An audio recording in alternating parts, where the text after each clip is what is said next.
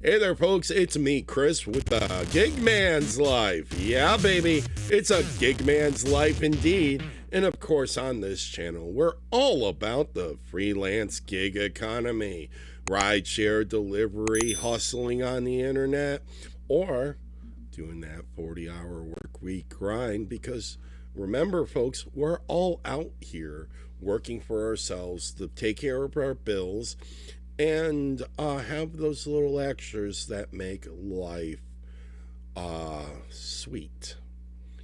And of course, I want to get back onto the major issues that actually started this channel being dedicated to things because, yes, there's a lot of issues with the lack of training, especially with DoorDash Girl and her felony charges that are being, you know, tried in New York State. The others who are like extra spice out there, and seeing some of the other videos, it is all about that training, folks. It's all about the issues of these companies deciding that rapid onboarding is more important than anything else. Getting people to do the hustle and changing up and getting fresher people because, people get burnt out. And I decided last night, our buddy, our pal of the channel, Gare Bear, King Gare Bear, brought this up. And whoop, I went and decided to go and ask a couple AIs. Grok, for some reason, is not working because there's an issue with my X account that I had to go and say, excuse me, what part of the policy is being questioned that I cannot go and do anything on X? And I don't know yet. They haven't given me an answer, so I'm going to get on with using Google's AI, and of course, how the lack of training affects rideshare and delivery drivers. Inadequate training for rideshare and delivery drivers significantly impacts safety, operational efficiency, and driver well-being. Unlike traditional commercial driving, gig economy roles often prioritize rapid onboarding over comprehensive instruction, leading to several critical consequences. The first of all, number one, increased accident risk. Lack of defensive driving skills. Untrained drivers may lack the advanced skills needed to handle hazardous road conditions such as ice or heavy rain, or to anticipate the actions of other drivers. Vehicle mismanagement usually happens when you're renting a vehicle to do some of these things because you're not accustomed to all the vehicles. I know somebody who got a ticket because of high beams at one point because he didn't know how the high beams worked in somebody's car. So yes, you do have to go and know these things. Vehicle mismanagement. Drivers often operate vehicles they are not fully accustomed to, such as large delivery vans or e-bikes or rental vehicles they're not used to, without specific training on their handling characteristics. Navigational distractions. Inexperience with platform apps often leads to drivers focusing on screens rather than the road, a major factor in near misses and collisions. ScienceDirect.com has free articles, or I don't know how that works. Let's click on it. Okay, work-related crashes and rideshare drivers in the United States. Texas accidents caused by poor delivery driver training. Understanding the role of inadequate training in Missouri. Occupational safety and health of riders working for digital food delivery apps. So there is sources for what they're pulling out of their ass. Just like when I do, yes, my sources are how things are. Number 2, physical and mental health strains. Workplace stress, burnout. Without training on time management, drivers often feel extreme pressure to meet tight delivery quotas or maintain high ratings, leading to chronic stress and emotional exhaustion.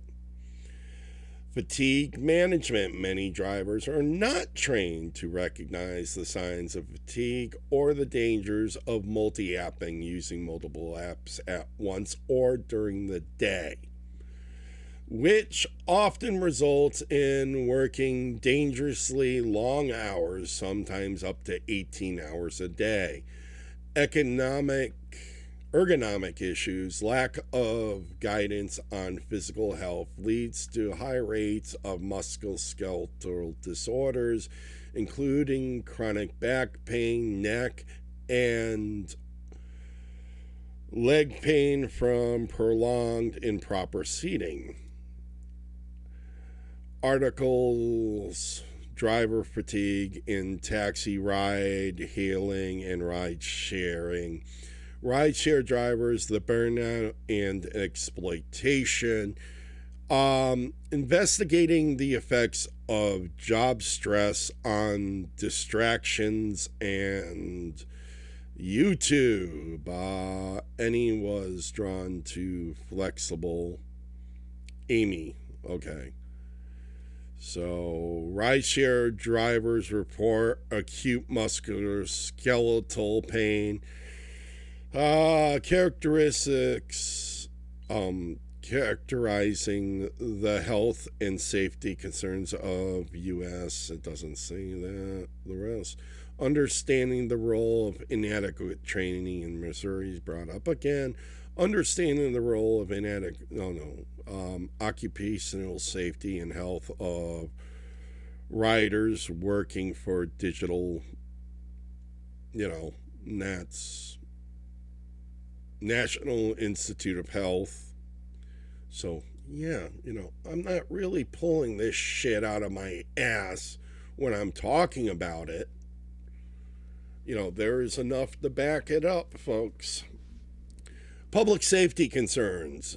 Unpredictable road behavior. Yeah. Inadequate training contributes to unsafe maneuvers like sudden stops for drop-offs, speeding to meet deadlines, illegal parking, which endangers others on the road. Yeah. That shit happens, and I see it a lot. Erosion of professional standards. Experienced drivers often report feeling less safe sharing the road with rookies who have not undergone rigorous vetting or instruction.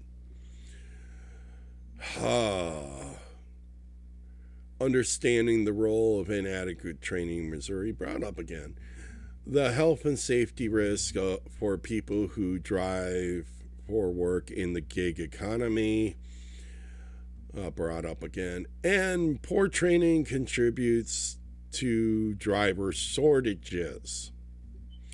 Also, we know the other ones that are causing that shortage, but that's to be blamed on states that didn't check on places and have allowed corruption to allow people to get their commercial driving licenses and then end up being major issues on the road. But, even in that is a gig economy. It does scare me to see trailers saying Uber Freight, meaning that, yes, they are contracting and a logistics company. You can't go and deny they are a logistics company. But this is where, the other thing that it affects the situation that they haven't talked about is brand issues. As more people see reports of SA from drivers, people tampering with other people's foods, there is, or just people getting into fights with customers. These issues make us look bad. Therefore, people are looking at Waymo. I don't have to deal with a person. It's a self-driving car. Oh, look, that is available in our area. I don't have to have a person come up. They will go and bring it right to me. It's very questionable at what people allow shit to happen, but it also brings up a factor of saying, can these companies be held liable? And they are. Although it's conflicting court cases from state to state. And as these things happen, it's going to get down to where they're going to use it to go and do digital books for all drivers, making sure that people aren't multi-apping through the day so that they get kicked off of one platform. They're going to be right on the other one working. If there is situations of safety and concern, you shouldn't be working on any of these platforms. But that's the nanny state. As you can see, I've been fighting through this to get this video done, and I gotta go and get moving on with my day. So I hope the rest of you out there, after watching this, and if you could do me a great favor, hit that like, share, subscribe, and ring the notification bell so that you can get notified about the latest videos as they come available. And I hope that your hustle day is a great day. You make money and you have fun, because if you're not having fun making money, then embrace the suck at least. It's the oldest statement in the book that nobody likes a whiner. So have a great day.